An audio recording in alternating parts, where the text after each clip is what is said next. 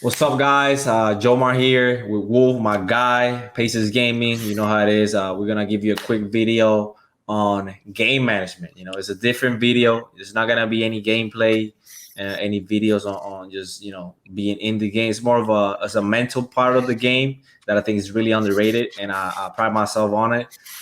Wolf's gonna be here helping me. I think we both already log in all these steps, and just gonna give you guys a couple quick steps by steps and main focal points about just being better at managing the game and understanding different scenarios.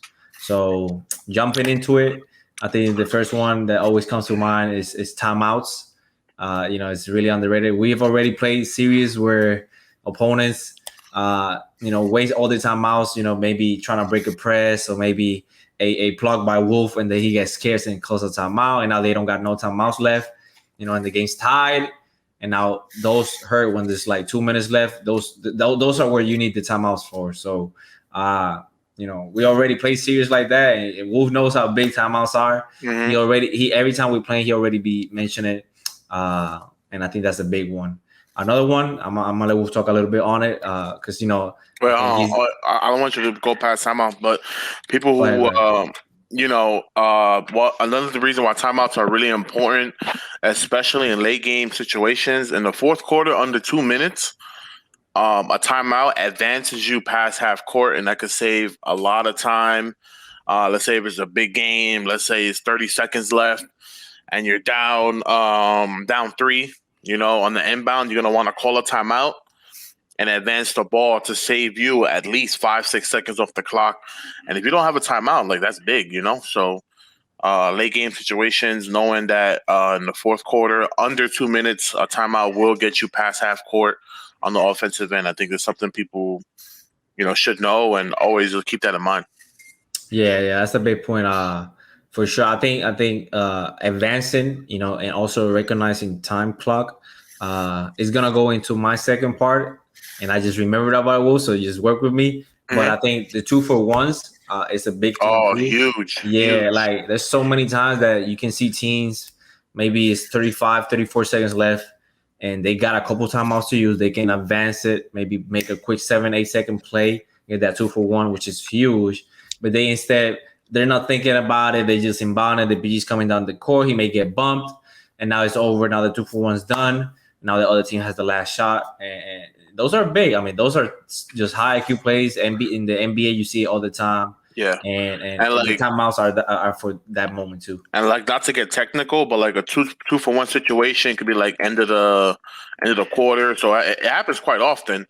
And I would say the range, Jomo. I mean, everybody has a different range, but like I would say mine would be like between like 38 seconds on the game clock to like maybe 32 seconds. That's like a ideal 2-for-1 situation. I agree. And to get really in depth, like a quick 2-for-1 play is a lot of people do quick slips. So Yeah. PG goes one way, center predetermined slips, and that's an easy. It works pretty much most of the time. And if that don't work, you get a crab or something, or if the 2-for-1 situation is clamped up and the quick slip is not there, then you go best shot. You have to try to score. Like don't try to force nothing. So it's all about reading the situation. But yeah, so that 2-for-1, I think the range will be around like 38 seconds on the game clock to like 30, 32 seconds, and you want to try to score quick. So advance the ball quick if they're pressing, throw it up, quick slips. So Yeah, always keep in mind those 2-for-1s. Like Wolf said, I think the main part of those are probably end of the quarter. And you always get those extra 3-4 possessions in a that's game. big. That's It really can be big. key. It can be really key. Next, I'm gonna let Wolf talk about it on it too, because it's also like the main part. Maybe not the main part, but I think that lock has to be on point. Is the fouls? I Big. think Wolf is already nonstop, knowing how many fouls he got, how many fouls he got to give. Maybe there's two left to give, so he can't really reach that much. Maybe he got 4 foul calls already in the second quarter, so he got to keep in check. So foul calls is not only about you, it's about your whole team, about the team bonus. You don't want to put anybody on the free throw line for no reason. I think that's something that's really big. That happens a lot that people tend to forget. It's easy to forget is that a lot of people just foul on the break. super quick, foul on the break, foul on the break, foul on the break, and they forget, okay, we're in the bonus, there's 2 minutes left. Yeah, no more fouls to give us. As soon as you foul one time with 2 minutes left, that's it. If you're in the bonus, that's it. You can't foul, and people forget about it. And it can really hurt you, man. You don't want to give nobody no easy points. And Wolf is really hard headed with that, and really likes to lock in with the foul calls. Yeah, nothing easy. You don't want to send to the line, and you should always after every single foul, no matter what, as a player, I don't care what position you are, you should always press start. Always look at it. Says it right there on the scoreboard. How many fouls you have left to give, and just say it. Hey guys, we got 2 left to give. Hey, we got 1. Use it wisely, and just constantly say it, and then it becomes a habit. Like for me, it's a habit. I always check and I always say it. So, and Jomar does the same thing. Everybody should be doing it, so everybody's on the same page. Yeah, it's always something that, again, these are little things that will change the game. It will give you that extra step. If there's 2 minutes left with 2 minutes with 5 seconds left, and you only got 2 team fouls, you can be really aggressive. You can maybe try to go for a trap steal, because if you get the foul, it's no problem with it. Less than 2 minutes left, you only got 1 foul to give. So be careful, don't reach. Your center got 4 fouls, 5 fouls, switching with the power forward. The power forward guard pick and roll, the center goes corner. Don't put him in a position where he can't jump, he can't contest, he can't do nothing. So those little things, recognizing foul calls, recognizing how many fouls your team has and how many fouls you got to give, can also be game changers, and it's really underrated, as a part of a game. For sure. After that, I got takeover. So with takeover is an interesting one, because I think, I'll be honest, I know for a fact fouls and timeouts is something all their top players do. It's just, it's a high IQ play that a lot of people have in their minds. But this one, I think, is something that maybe not many people do. I think me and Wolf already, since day one, been like talking about it and just looking at how the game is and how easy it is to get takeover. We'd be really locked on just recognizing, okay, he scored 2 straight dunks, or he shot 2 wide open threes and he made them. He's close to badge, y'all. Don't let him score. Make him a passer. Maybe the center gets 2 easy slips. Don't let him get another dunk. Drop early. Make him a passer. Stuff like that. Also, like recognizing, maybe the PG's coming down the court and suddenly they run pick and roll every play, and suddenly the center's on the block. Hey, listen, he may have takeover. He may be looking for a fade with the shot creator badge.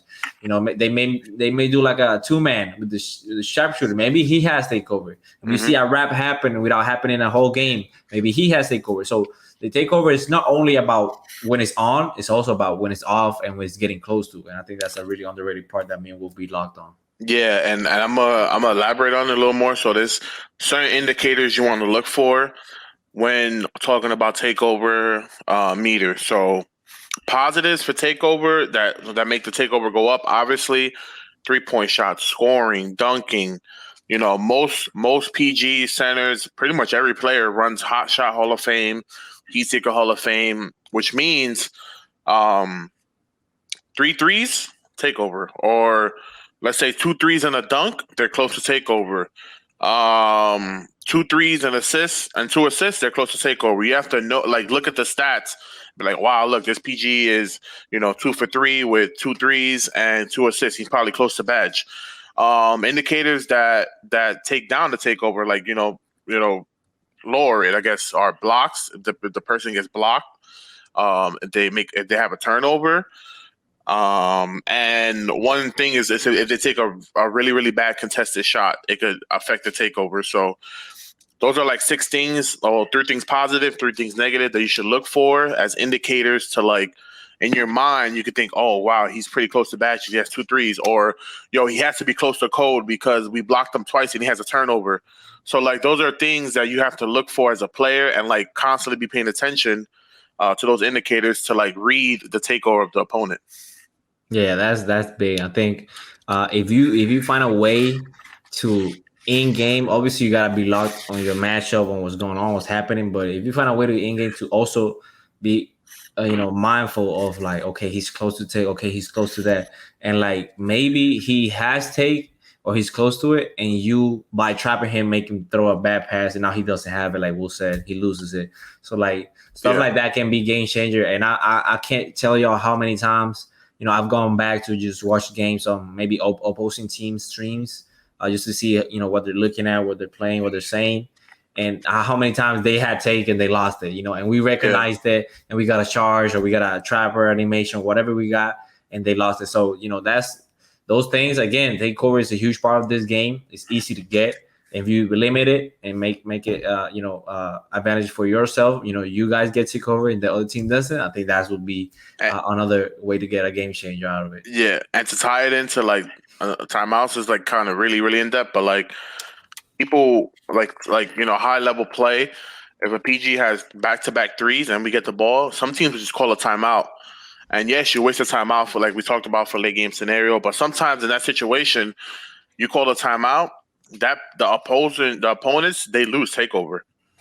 So that's nothing you could do to keep in mind if it's a close game and you think using that timeout is worth it to lower the opponent's takeover. And I think it only works, Jomar, if they have take. Yeah, right? If they have take, they lose it. They lose it. But if they're close to take, I don't think they lose it. No. So if the opponent has, so let's say the center has 4 back-to-back slips with Hall of Fame heat seeker, he has takeover for sure.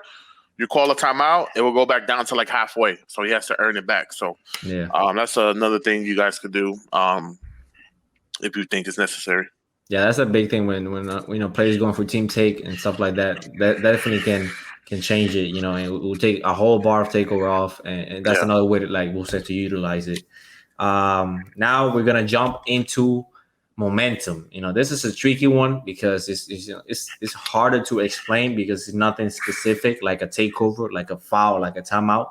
Momentum is more in general, but at the same time, I feel like that's a big part of 2K. I think playing competitively, I think I've recognized, even though it's a video game, there is momentum in the game. There is rallies, and you can sense it. You can feel it. Like literally, you can sense it. You can see maybe your whites don't drop, their whites drop. You get a block steal, it goes back to them, or you perfect positioning for a steal and just tip it. They're getting every block, they're getting every tip, every steal. Momentum is a big thing. So as soon as you see, the team goes on an 8-0 run, and you can see they made a white, you miss a white, you just call a timeout, man. That's just normal basketball IQ right there. Like if a team goes on a run, you wanna slow them down, and that's something that I feel like almost nobody does. I think only the high level do it a lot. And people obviously in the league got coaches, so they're on point with that. But in prime, I don't see it at all. I be seeing teams just crumble and just lose composure. You don't see nobody talking about, hey, let's call timeout, let's calm down, let's slow the pace down, going too fast. They just keep playing, and then eventually it's just a snowball. So momentum is a big thing. You want to recognize if you have it, they have it. Maybe call a timeout, maybe slow the pace down. Maybe you're going too fast. Hey, let's slow the pace down. Let's get a bucket here. Let's call a play. Let's make something that we haven't done. Let's play 2-man. Let's some ISO, whatever it is, but just switch things up, kill that momentum, or gain it back, and that can be a changer too. Like I said, it's all about changing the game with minimum, mindful gains and different ways that you can do it, other than just by playing it and just scoring points and doing all this stuff. So I think momentum is a big thing, and we'll be saying it a lot. It'd be like, hey, man, they got momentum right now. Their watch is dropping. They got it. Like you gotta do something. So we gotta score. Like we gotta call time out. We gotta make a play. You could feel it. When you're playing the game, you could feel it for sure. Yeah, like it's crazy just to see how whites is RNG, you can say, but they drop when like you got momentum. When you don't, they just miss. It's just how it goes. The full bars. Jumping into the next one. Again, this is another one that is kind of hard to explain because it's not a specific thing. But I'm gonna mention it because I think this is the one that I really pride myself in, which is tendencies. And I think it applies in the way that in game, to be able to recognize in game and do adjustments, halftime adjustment, quarter by quarter adjustments, recognizing what they're doing in the game is something I really pride myself in. I think that's a job that everybody should have. Kind of, maybe the guys in the corners, maybe they can see it too because they're sitting still. They can see what's going on better. But tendencies, I can recognize really quick. Okay, they playing triangle defense, and I can tell my PG, man, let do this, do that. These are gonna be some passes you're gonna have. These are gonna be some passes you don't gonna have. Maybe they're trapping my PG a lot. They're playing really high on defense. Maybe I just go stand block, let my PG ISO, see if we can work on that. Maybe I slip a lot more. it's so many things that can happen on that side of it. But then on the defensive end, you know, recognizing, you know, quarter by quarter, okay, he's a heavy the PG is a heavy 3-point shooter. He's a heavy passer. He doesn't like to drive. He doesn't like to pass. Whatever the scenario is, everybody has their own thing. Everybody has their own tendencies. Obviously, watching game film and stuff like that will help you a lot. That's another, you know, it's for another time. But just in-game adjustment, not watching a game and scouting and then going into the applying, but just, you know, in-game quarter by quarter and then have adjustment is a big thing that I always pride myself in. And I'm constantly trying to help my teammates, you know, tell them stuff that I'm seeing that hopefully they can make 1 or 2 plays just because of that, and I can change the game. And I know Wolf obviously follows me and likes that, and he also hear what he got to say, and it's a big thing as a team to have that always on point on the game. Definitely, in-game adjustments are big. I think those are, you know, those are our 6 right now. You know, we got the timeouts, you got the fouls, you know, fouling, you know, recognizing the foul calls and everybody what they have. You know, you got the 2-for-1s, which are kind of, you know, a part of the timeout, you know, advancing and maybe going for a 2-for-1 or just overall 2-for-1s. You know, you got the momentum, you got the tendencies, and you got the takeover, which we talked about. Those are 6 things that will help you, you know, understand, you know, those are the mind games, and that will give you the edge over your opponent. Maybe the 6th skill is the same, and those are the ones that are gonna give you the edge over the teams. And I feel like that's something I always kind of said, you know, that in the, for example, in the NBA 2K League, and I think we can agree, like, you know, there's a lot of talent. You know, there's a lot of good players, but what separates the good players from the great players is those that have the extras, you know, the extra stuff, you know, the little things. And those are some of the little things that you guys can apply to yourself, to your game, to your teams on Pro-Am, whatever you guys are doing. And I think it will help you become better just by applying those stuff that is nothing game related. It's more of the mental part of it. So if that can help you guys take an extra step towards being better, I'm happy to be here to help y'all and let y'all know what I think about it. So that's it, man. Wolf, you got anything to say? Nah, pretty much covered it all. So that's it. That's my luck right there. I appreciate everybody that came through. Hopefully you guys like the video. So go ahead and subscribe, like, leave a comment. You got any questions, any other, you know, suggestions about things you guys do that maybe you guys didn't hear in the video. I'm open, all ears, and I will definitely help you guys. So I appreciate everybody that always comes through and supports Spaces Gaming. Jomar Wolf, we out, man.